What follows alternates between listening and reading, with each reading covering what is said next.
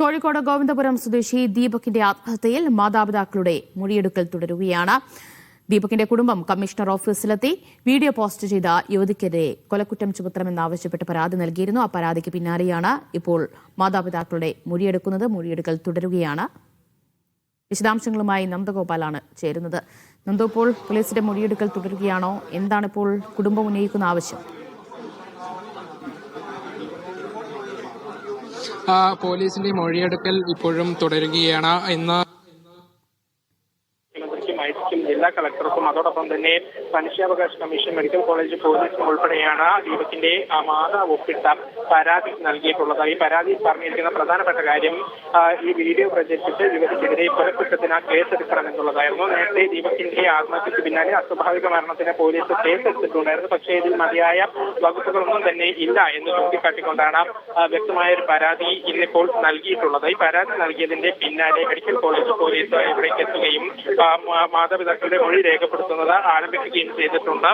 Police ഇവിടേക്ക് എത്തിയപ്പോൾ നാട്ടുകാർ പോലീസിനോട് കയർക്കുന്ന ഒരു സാഹചര്യം ഉണ്ടായി. അതിന് പ്രധാനപ്പെട്ട കാര്യം ഈ പോലീസ് ഈ മാതാപിതാക്കളോട് മകന്റെ മരണത്തിൽ പരാതി ഉണ്ടോ എന്നുൾപ്പെടെ ചോദിച്ചു എന്ന് ആരോപിച്ചുകൊണ്ടാണ് നാട്ടുകാർ ഇത്തരത്തിൽ കയർത്തത്. അതിനുശേഷം പിന്നീട് സ്ഥിതി ശാന്തമായപ്പോൾ മൊഴിയെടുക്കുന്ന നടപടി തുടങ്ങിയിരിക്കുകയാണ്. ഏതാണ്ട് അരമണിക്കൂറായി ഈ നടപടി പുനർപരിശോധിക്കുകയാണ്. ഇതിൽ മാതാപിതാക്കൾ പറയുന്ന പ്രധാനപ്പെട്ട കാര്യം ഈ യുവതിക്കെതിരെ കൊലക്കുറ്റത്തിന് കേസെടുക്കണം എന്നുള്ളതാണ്. യുവതിയുടെ പേരുൾപ്പെടെ എഫ്ഐആറിൽ വരണം എന്നുള്ളതാണ് മാതാപിതാക്കളുടെ പ്രധാനപ്പെട്ട ആവശ്യം. ഏതായാലും ഈ മൊഴിയെടുക്കൽ പൂർത്തിയായതിനു ശേഷം എഫ്ഐആർ ഉൾപ്പെടെ എടുക്കുക. അതിലായിരിക്കും കൂടുതൽ വിവരങ്ങൾ പോലീസ് ഏത് തരത്തിലുള്ള നടപടിയാണ് സ്വീകരിച്ചത് എന്നുൾപ്പെടെയുള്ള കാര്യങ്ങളിൽ ഒരു വ്യക്തത ലഭിക്കുകയുള്ളൂ. ഏതായാലും മനുഷ്യാവകാശ കമ്മീഷനും ഈ പരാതിയിൽ ഇടപെട്ടിട്ടുണ്ട്. ഇപ്പോൾ കേസ് എടുത്തിട്ടുണ്ട്. നോർത്ത് സോൺ DIG ഈ സംഭവം അന്വേഷിച്ച് എത്രയും പെട്ടെന്ന് റിപ്പോർട്ട് നൽകണമെന്നുള്ളതാണ് മനുഷ്യാവകാശ കമ്മീഷൻ പറഞ്ഞിരിക്കുന്നത്. അതിനുശേഷം ഫെബ്രുവരി 19 നടക്കുന്ന സിറ്റിംഗിൽ, കോഴിക്കോട് നടക്കുന്ന സിറ്റിംഗിൽ നടപടികൾ ഉണ്ടാകും. ഈ വിഷയം ചർച്ചയാക്കും എന്നുള്ളതാണ് മനുഷ്യാവകാശ കമ്മീഷൻ നിലവിൽ പറഞ്ഞിരിക്കുന്ന കാര്യം. ഏതായാലും ഈ ദീപകിന്റെ മരണത്തിൽ വലിയ രീതിയിലുള്ള പ്രതിഷേധം ഉൾപ്പെടെ ഉയരുന്നുണ്ട്. നിരവധി പ്രമുഖർ, പ്രത്യേകിച്ചും DCC MLA ഉൾപ്പെടെയുള്ള പ്രമുഖർ രംഗത്ത് യുവതിക്കെതിരെ രംഗത്തെത്തുകയും ചെയ്തിട്ടുണ്ടായിരുന്നു. അതോടൊപ്പം നന്ദു, ദീപക് മോശമായി പെരുമാറി എന്ന് പറഞ്ഞിട്ടാണല്ലോ യുവതി ഇൻസ്റ്റഗ്രാമിലൊക്കെ വീഡിയോ പോസ്റ്റ് ചെയ്യുന്നത്. ഇപ്പോൾ ബന്ധുക്കളായാലും നാട്ടുകാരായാലും ഒക്കെ ദീപക് അങ്ങനെ ഒരു പ്രകൃതക്കാരനല്ല, അങ്ങനെ ഒരു സ്വഭാവക്കാരനല്ല എന്ന് ആവർത്തിച്ച് പറയുകയാണോ? തീർച്ചയായും നാട്ടുകാരൊക്കെ തന്നെ പറയുന്ന പ്രധാനപ്പെട്ട കാര്യം ദീപകിന്റെ ഭാഗത്തു നിന്നും ഒരിക്കലും അങ്ങനെ ഒരു തെറ്റ് സംഭവിച്ചില്ല എന്നുള്ളതാണ്.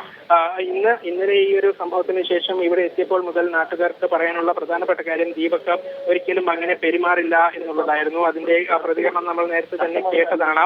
ഇതിൽ തന്നെയാണ് ഇവർ ഉറച്ചു നിൽക്കുകയും ചെയ്യുന്നത്. ഈ വീഡിയോ പ്രചരിച്ചതിന് മൂലമുണ്ടായ സമ്മർദ്ദം, അതാണ് ദീപകിന്റെ ആത്മഹത്യയിലേക്ക് നയിച്ചത് എന്നുള്ളതാണ് നാട്ടുകാർ ഉൾപ്പെടെ, കുടുംബവും നാട്ടുകാരും സുഹൃത്തുക്കളും ഉൾപ്പെടെ പ്രധാനമായും ചൂണ്ടിക്കാട്ടുന്നത്. പക്ഷേ പോലീസ് രേഖപ്പെടുത്തിയ അസ്വാഭാവിക മരണത്തിന്റെ എഫ്ഐആറിൽ ഉൾപ്പെടെ ഇതൊന്നും രേഖപ്പെടുത്തിയിട്ടില്ല എന്നുള്ളത് വലിയ പ്രതിഷേധത്തിന് ഇടയാക്കിയിട്ടുണ്ടായിരുന്നു. പിന്നാലെയാണ് നിലവിൽ ഇപ്പോൾ പോലീസ് ഇതിനെ മൊഴി രേഖപ്പെടുത്തുന്നത്. ഇതിൽ വിശദമായി തന്നെ മാതാപിതാക്കൾ അവർക്ക് പറയാനുള്ള കാര്യങ്ങൾ രേഖപ്പെടുത്തുന്നു. അതോടൊപ്പം തന്നെ കുടുംബവും വക്കീലും ഉൾപ്പെടെ ഈ സമീപത്ത് തന്നെയുണ്ട്. സാധാരണയായി മൊഴി രേഖപ്പെടുത്തുന്നതിൽ നിന്ന് വ്യത്യസ്തമായാണ് ഈ മാതാപിതാക്കൾക്കൊപ്പം എല്ലാവരും തന്നെ തുടരുന്നത്. PS ശ്രീധരൻപിള്ള ഉൾപ്പെടെയുള്ളവരും സമീപത്ത് നിൽക്കുന്നുമുണ്ട്. ഏതായാലും പോലീസ് മടങ്ങിയതിനു ശേഷമായിരിക്കും PS ശ്രീധരൻപിള്ള ഉൾപ്പെടെയുള്ളവർ മാതാപിതാക്കളോട് സംസാരിക്കുകയും അതിനുശേഷം മാധ്യമങ്ങൾക്ക് പ്രതികരണം നൽകുകയും ചെയ്യുക. നിലവിൽ ഇപ്പോൾ ഈ മൊഴി രേഖപ്പെടുത്തുന്ന നടപടിയാണ് പുരോഗമിച്ചുകൊണ്ടിരിക്കുന്നത്. ശരി, ദീപകിന്റെ മാതാപിതാക്കളിൽ നിന്ന് ഇപ്പോൾ പോലീസ് മൊഴിയെടുക്കുകയാണ്. വിശദാംശങ്ങളാണ് നന്ദഗോപാൽ നൽകിയത്.